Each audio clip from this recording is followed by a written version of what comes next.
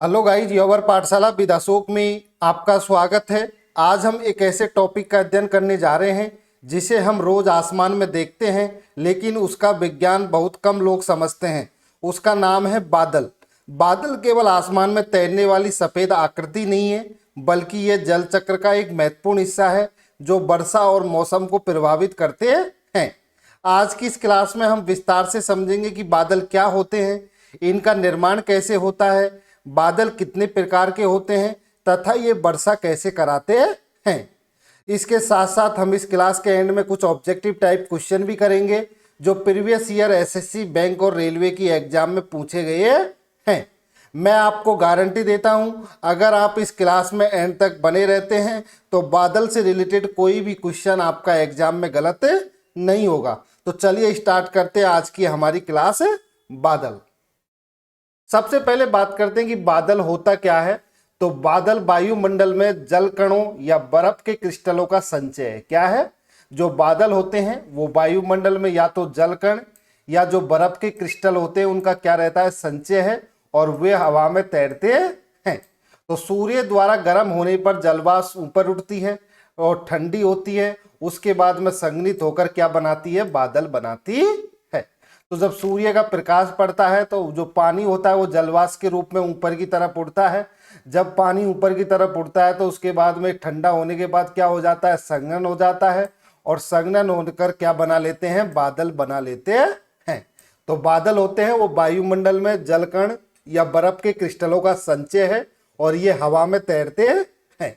और अर्थात सिंपल भाषा में बात की जाए तो सूर्य द्वारा गर्म होने पर जलवाष्प ऊपर उठती है, ठंडी होती है और संघनित होकर के बादल बनाती है। अब बताते हैं बादल बनने की प्रक्रिया क्या होती है। तो जब सूर्य का ताप पड़ता है पानी के ऊपर तो पानी क्या क्या होता है, बाष्पीकरण होता है। क्या होता है, पानी का बाष्पीकरण होता है, वो वाष्प के रूप में परिवर्तित होता है, और उसके जब पानी का बाष्पीकरण होता है तो पानी ऊपर उठना शुरू हो जाता है। क्या हो जाता है, पानी वाष्प के रूप में ऊपर उठना शुरू हो जाता है, और जैसे जैसे ऊपर पानी जाता है क्या होने लगता है, ठंडा होने लगता है। क्या होने लगता है, जैसे जैसे सतह से ऊपर जाने लगता है वाष्प के रूप में पानी, तो पानी क्या होने लगता है, ठंडा होने लगता है। ठंडा होने के बाद में संघनन होने लगता है, और उस संघनन होने के कारण ही क्या बनते हैं, बादल बनते हैं। तो पानी वाष्प बनकर ऊपर उठता है और ऊंचाई पर वो पानी क्या होता है, ठंडा होकर जो भाप की बूंदों में बदल जाती है। और जब ऊंचाई पर जाता है तो पानी ठंडा होकर जो भाप है वो किस में बदल जाती है, बूंदों में बदल जाती हैं, और उसी से क्या बन जाता है, बादल बन जाते हैं। तो बादल बनने की प्रक्रिया क्या होती है, जब सूर्य का प्रकाश पड़ता है तो जल का बाष्पीकरण होता है, वो ऊपर की तरफ उड़ता है, और जैसे जैसे जल ऊपर की तरफ उड़ता है तो क्या होने लगता है, ठंडा होने लगती है भाप, और ठंडा होने के बाद में वो संघनन होने लगता है, और उसी से क्या बन जाते हैं, बादल बन जाते हैं। अब बात की जाए बादलों के आकार की, तो बादलों के प्रकार की, तो बादलों को आकार के आधार पर 4 भागों में बांटा गया है। कितने भागों में बांटा गया है, बादलों को आकार के आधार पर 4 भागों में बांटा गया है। एक है कपासी बादल, एक है कपासी बादल, एक है स्त्री बादल, एक है वर्षा बादल, और एक है सिरस बादल। तो कपासी बादल को इंग्लिश में क्यूमुलस बोला जाता है, स्त्री बादल को इंग्लिश में स्टेरस बोला जाता है, और जो वर्षा बादल होते हैं उनको निम्स बोला जाता है, और जबकि जो सिरस बादल होता है उसको क्या बोला जाता है, सिरिस बोला जाता है। तो आकार के आधार पर बादल कई टाइप के होते हैं, जैसे कपासी बादल हो गया, स्त्री बादल हो गए, वर्षा बादल हो गए, और सिरिस बादल। अब हम एक एक के बारे में बात करते हैं। सबसे पहले बात करते हैं क्यूमुलस बादल, जिसको हिंदी में क्या बोलते हैं, कपासी बादल। क्या बोला जाता है, क्यूमुलस बादल को हिंदी में कपासी बादल बोला जाता है।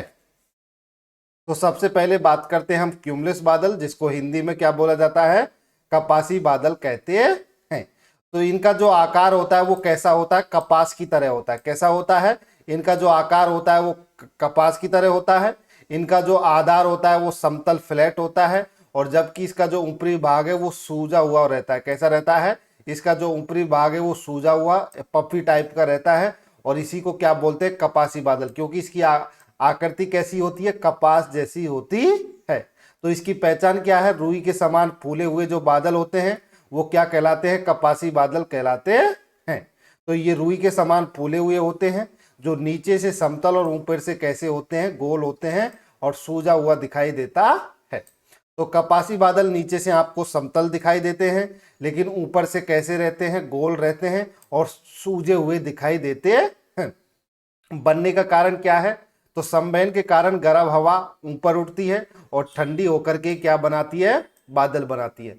तो जितने भी बादल बनेंगे वो गर्म हवा ऊपर उठती है और ऊपर उठ करके वो ठंडी होती है और उसी से क्या बनते हैं, बादल बनते हैं। तो जितने भी बादल बनने का कारण रहेगा उन सब का क्या रहेगा, गर्म हवा ऊपर उठती है और ऊपर उठ करके वो ठंडी होती है और उसी से क्या बनते हैं, बादल बनते हैं।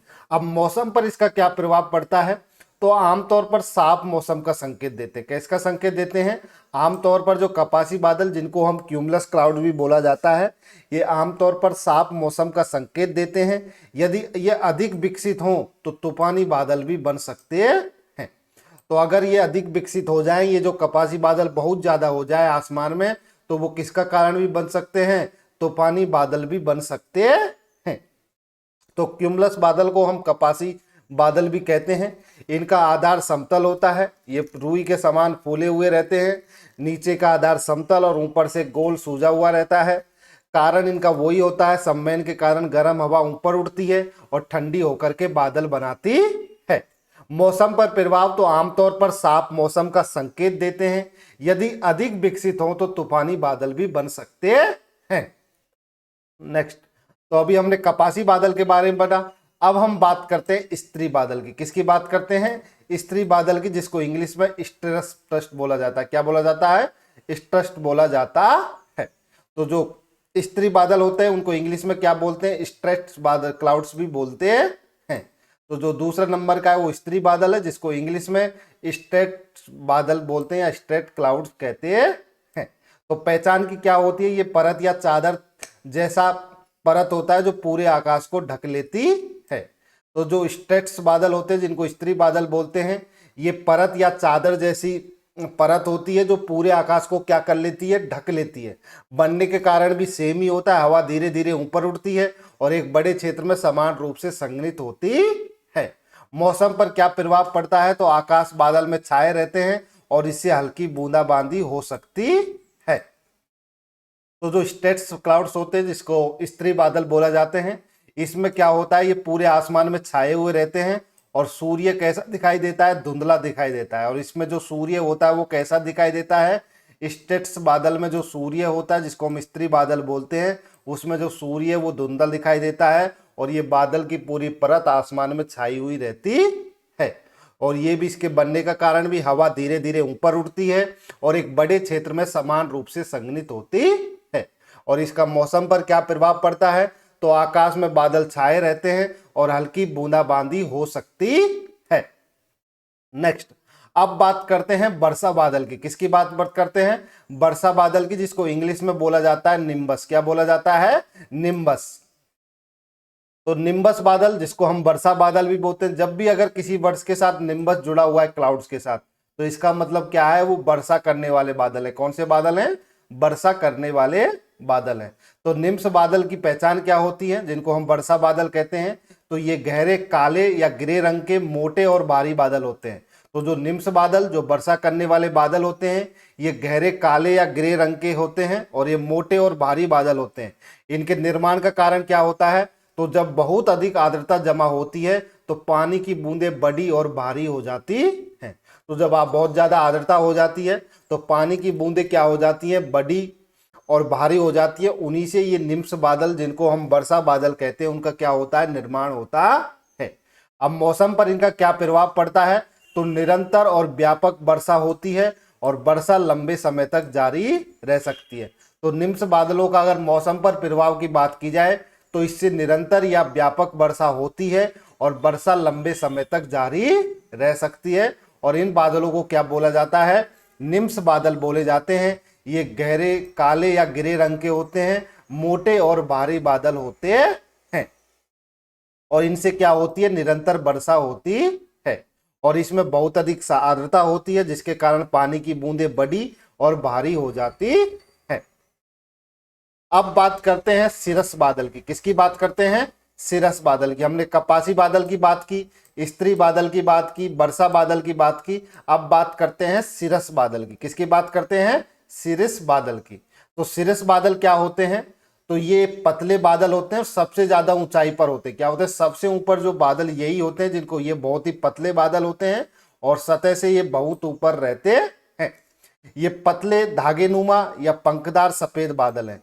तो जो ये सिरिस बादल हैं ये पतले होते हैं, धागेनुमा होते हैं, या ये पंखदार, जिनको हम पंख को इंग्लिश में फेदर बोलते हैं, फेदर लाइक सफेद बादल होते हैं। ये बहुत अधिक ऊंचाई पर बर्फ के क्रिस्टल से बनते हैं।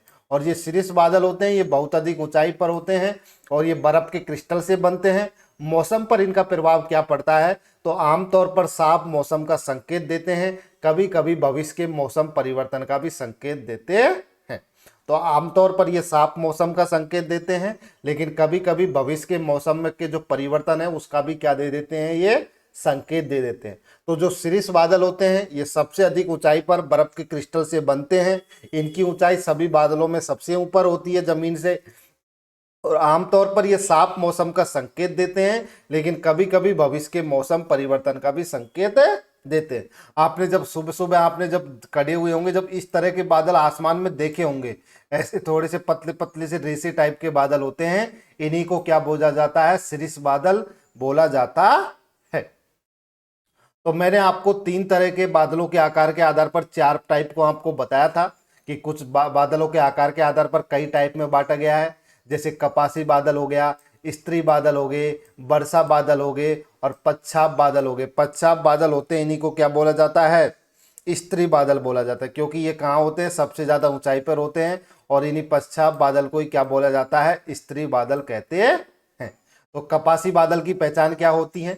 तो ये कपास की तरह फूले हुए रहते हैं। इनका समतल, जो नीचे का हिस्सा समतल होता है और ऊपर का हिस्सा गोल फूला हुआ सूजा हुआ रहता है। तो स्त्री बादल कैसे होते हैं? ये परत की तरह होते हैं, ये इसमें परत परत होती है स्त्री बादल के अंदर। और वर्षा बादल क्या होते हैं? ये काले और भारी होते हैं। और जबकि पच्छाप बादल क्या होते हैं? पतले और धागे जैसे होते हैं। तो ये पतले और धागे जैसे पच्छाप बादल होते हैं। और जबकि कई परतों वाले जो बादल होते हैं उनको क्या बोला जाता है? स्त्री बादल बोलते हैं। और काले और जो भारी बारस होते हैं उनको वर्षा बादल कहते हैं। और जो कपास की तरह फूले हुए रहते हैं उनको क्या बोलते हैं? कपासी बादल।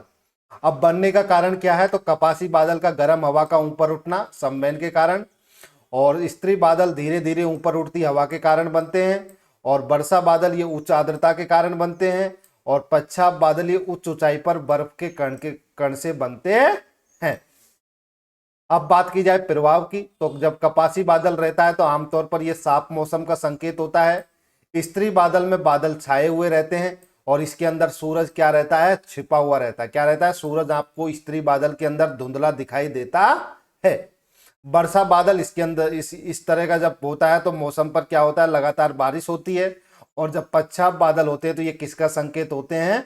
साफ मौसम का संकेत होते हैं। तो कपासी बादल, इसके उदाहरण कपासी होता है। स्त्री बादल का उदाहरण जो स्त्री बादल होते हैं वही होते हैं। वर्षा बादल का वर्षा होता है। पच्छाप बादल होते हैं जिनको हम क्या बोलते हैं? पच्छाप बादल को हम क्या बोल सकते हैं? तो पच्छाप बादल जो सबसे अधिक ऊंचाई पर होते हैं इनको सिरिस बादल भी कहते हैं। अब बात करते हैं ऊंचाई के आधार पर बादल। तो ऊंचाई के आधार पर बादलों को 3 भागों में बांटा गया है: उच्च स्तरीय बादल, मध्य स्तरीय बादल और निम्न स्तरीय बादल। तो एक हाई क्लाउड्स होते हैं, एक मिडल क्लाउड्स होते हैं और एक लो क्लाउड्स होते हैं। तो हमने अभी आकार के आधार पर 4 भागों में आकार के आधार पर हमने पढ़ा था: कपासी बादल, स्त्री बादल, वर्षा बादल, पच्छाप बादल। अब हम बात करते हैं ऊंचाई के आधार पर बादल कितने टाइप के। तो ऊंचाई के आधार पर मोस्टली 3 टाइप के होते हैं। एक उच्च स्तरीय बादल होते हैं, एक मध्य स्तरीय बादल होते हैं और एक निम्न स्तरीय बादल होते हैं। तो जो ऊंचाई के आधार पर बादल है उनको 3 भागों में बांटा गया है: एक उच्च स्तरीय बादल, एक मध्य स्तरीय बादल और एक निम्न स्तरीय बादल।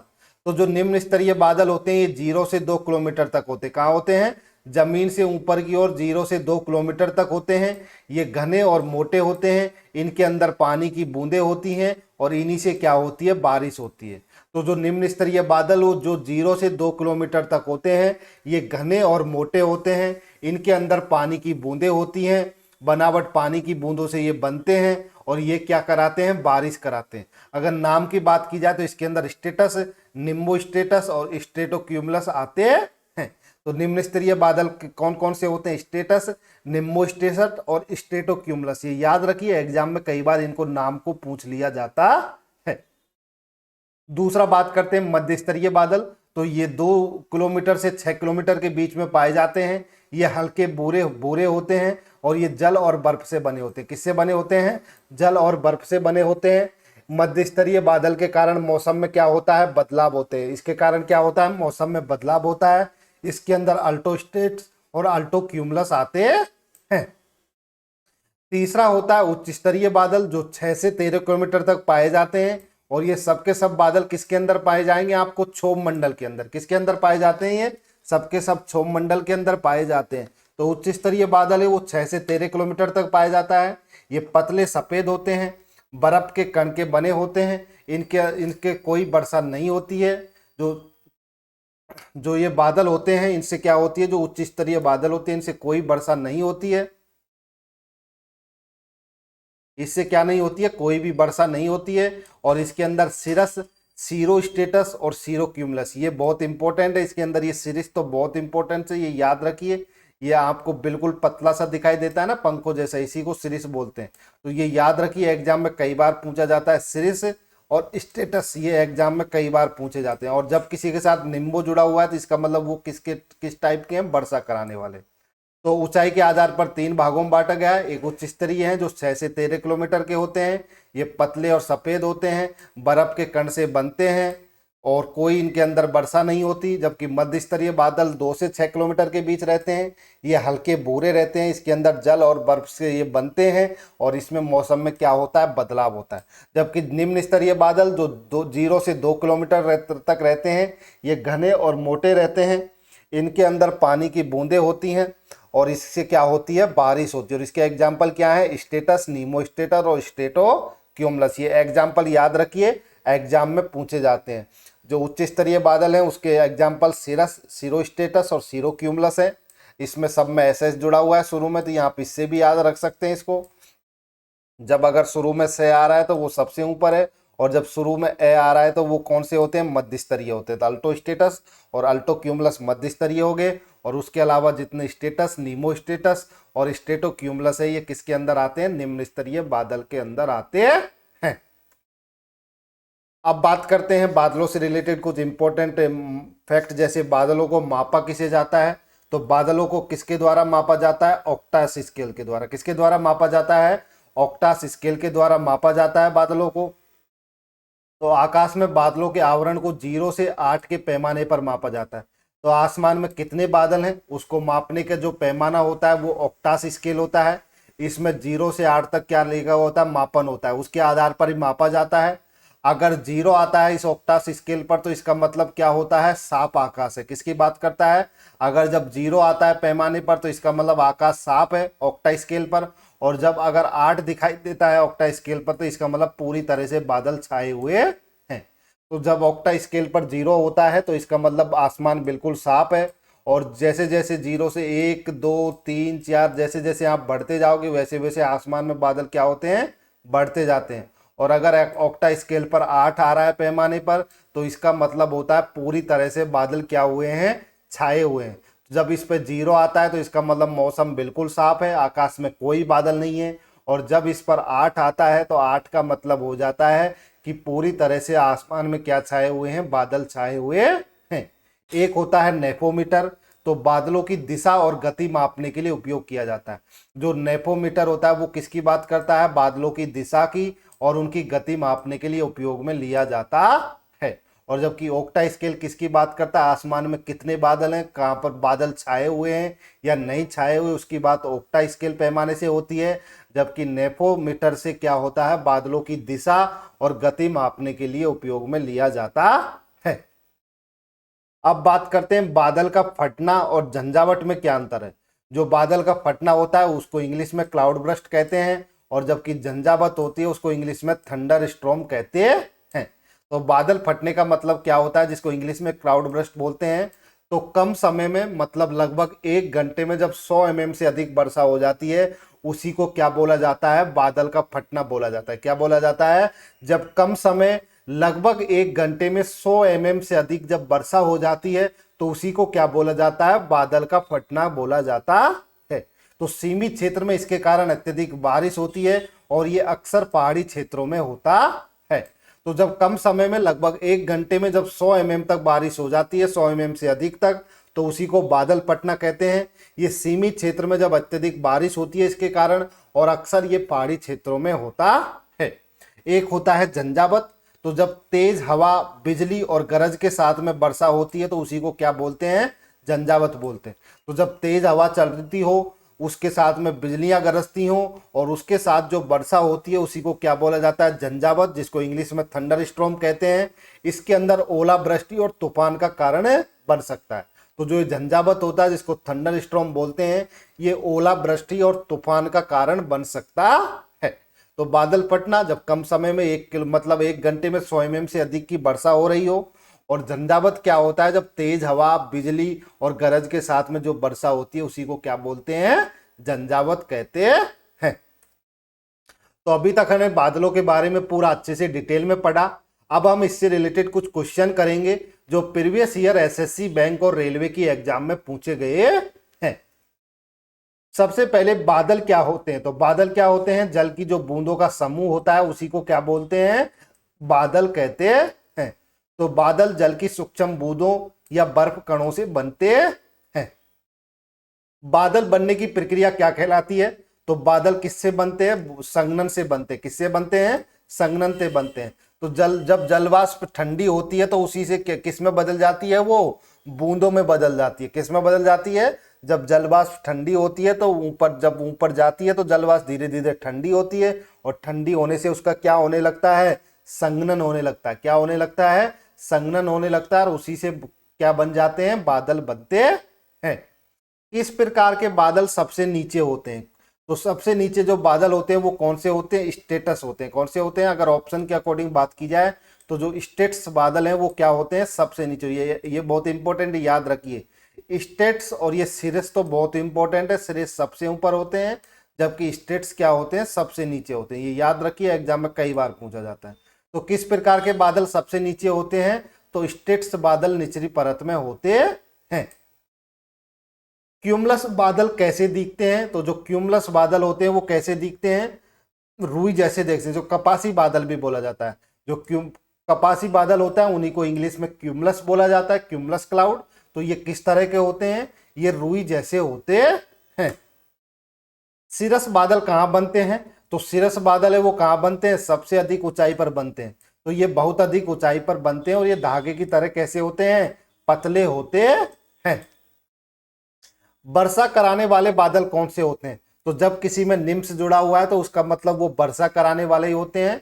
तो जो निम्स बादल होते हैं वो कैसे होते हैं, वर्षा कराने वाले होते हैं। काले बादल किसका संकेत है, तो जो काले बादल होते हैं आसमान में वो किसका संकेत देते हैं, वर्षा का। किसका संकेत देते हैं, ना तो धूप का देते हैं, ना ठंड का देते हैं, ना गर्मी का देते हैं, किसका संकेत देते हैं, वर्षा का संकेत देते हैं। तो जो घने बादल जिनको हम काले बादल बोलते हैं वो वर्षा का संकेत देते हैं। बादल किस परत में बनते हैं, तो जितने भी बादल बनेंगे सारे के सारे बादल किस परत में बनते हैं, क्षोभ मंडल में। जो पृथ्वी की सबसे निचली परत होती है उसको वायुमंडल की, जो पृथ्वी की नहीं, जो वायुमंडल की सबसे निचली परत होती है वो क्षोभ मंडल होती है। ये ध्रुवों पर 8 किलोमीटर तक होती है और भूमध्य रेखा पर कहाँ तक रहती है, 18 किलोमीटर तक। और बादल इसी वायुमंडल की सबसे निचली परत क्षोभ मंडल में ही बनते हैं। तो बादल किस परत में बनते हैं, तो बादल क्षोभ मंडल में बनते हैं। बादलों की ऊंचाई किस पर निर्भर करती है, तो बादलों की ऊंचाई तापमान पर भी निर्भर करती है, दाब पर भी करती है, और नमी पर भी करती है। तो इसका आंसर हो गया सभी। तो ये तीनों कारकों पर निर्भर करती है, बादलों की ऊंचाई तापमान पर भी, दाब पर भी और नमी पर भी। धुंध क्या है, तो जमीन के पास जो बादल होते हैं उन्हीं को क्या बोला जाता है, धुंध कहते हैं। क्या बोलते हैं, उन्हीं को धुंध कहते हैं। बादल वर्षा कैसे करते हैं, तो जब क्या होती है, जब पानी जलवाष्प बन करके ऊपर उठता है तो जलवाष्प ठंडी होती है, ठंडी होने के बाद वो संघनन होती है, बूंदों के रूप में बदलती है, और जब वो बूंदें भारी हो जाती हैं तो जब संघनन होता है तो उससे बादल बनते हैं, और जब वो बूंदे उस बादल के अंदर भारी होने लगती है तो वो क्या होती है, नीचे गिरने लगती हैं, और उसी से क्या होती है, वर्षा होती है। तो बूंदों के भारी होने से बादल क्या करते हैं, वर्षा करते हैं। तो जब बूंदे भारी हो जाती हैं तो वो बादलों से नीचे गिरने लगती है, उसी को क्या बोलते हैं, वर्षा। किस बादल से हल्की वर्षा होती है, तो जो स्टेट्स बादल होते हैं इनसे हल्की वर्षा होती है। तो जो स्टेट्स बादल होते हैं, जो निम्न स्तरीय बादल है, इनसे कैसी वर्षा होती है, हल्की वर्षा होती है। इनको हिंदी में स्तरीय बादल भी बोलते हैं। किस बादल से भारी वर्षा होती है, तो जिस बादल में निम्स जुड़ा हुआ है वो सबसे ज्यादा भारी वर्षा करते हैं, और उसके अंदर क्यूमुलोनिम्स जो होती हैं ये क्या होती है, इनसे सबसे अधिक भारी वर्षा होती है। तो ये भारी बारिश और तूफान लाते हैं। तो जो क्यूमुलोनिम्स जो बादल हैं वो भारी वर्षा और तूफान लाते हैं। कौन सा बादल सबसे ऊंचा होता है, तो जो सिरिस बादल होते हैं ये कहाँ रहते हैं, सबसे अधिक ऊंचाई पर रहते हैं। तो उच्च स्तरीय बादल के अंदर सिरिस ही आते हैं जो सबसे अधिक ऊंचाई पर होते हैं। बादल किस ऊर्जा चक्र से जुड़े हुए हैं, तो बादल किससे जुड़े हुए हैं, जल चक्र से जुड़े हुए। किससे जुड़े हुए हैं, जल चक्र से जुड़े हुए हैं। वो कैसे जुड़े, जैसे मान लीजिए पानी है, तो इस पर जब सूर्य का प्रकाश पड़ता है तो पानी बाष्प बनकर ऊपर उड़ती है, और ये जो जल वाष्प ठंडी होती है तो उससे संघनन होता है, और संघनन में बादल बनते हैं, ये बूंदों को रूप में परिवर्तित हो जाती है, और फिर बादलों से क्या होने लगती है, बादल क्या करते हैं, वर्षा करते हैं, वर्षा के रूप में फिर पानी दोबारा नीचे आ जाता है, और फिर ये समुद्र और नहरों में चला जाता है पानी, फिर भाप बन के बादल बनते हैं, फिर नीचे आता है। तो ये किसका उदाहरण होता है, बादल किस ऊर्जा चक्र से जुड़े हुए हैं, तो जल चक्र से जुड़े हुए हैं। तो बादल क्यों तैरते हैं, तो बादल हल्के होते हैं, इसीलिए बादल आसमान में क्या होते हैं, तैरते हैं। तो ये हल्के होने के कारण ही बादल आसमान में तैरते हैं।